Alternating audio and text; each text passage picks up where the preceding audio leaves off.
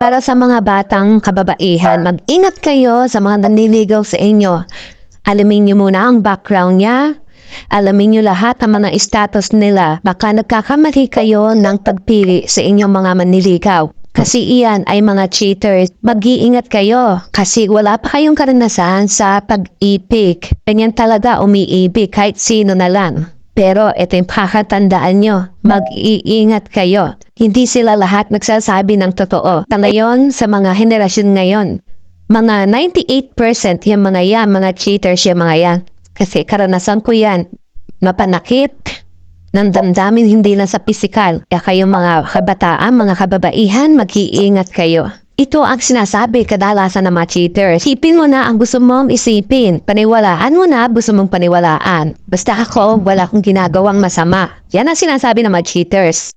At ito pa ang sasabihin ng mga cheaters. Inilit ko na kasi baka magalit ka. Kaibigan ko lang yon. Ganito pa ang sasabihin nila. Binigyan mo kasi ng mali siya kahit wala naman dapat. Pinapalaki mo yung mga maliliit na bagay. Kinukwento nga kita dun gusto ka nga niya makilala.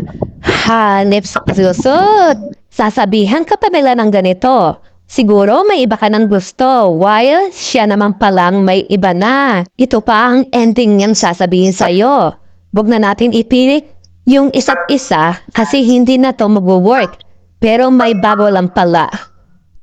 O ingat mga kapatid, alam niyo na, binigyan ko na kayo ng mga tips. Mga lalaking cheaters ang mga yan. Huwag masyado magpapabola.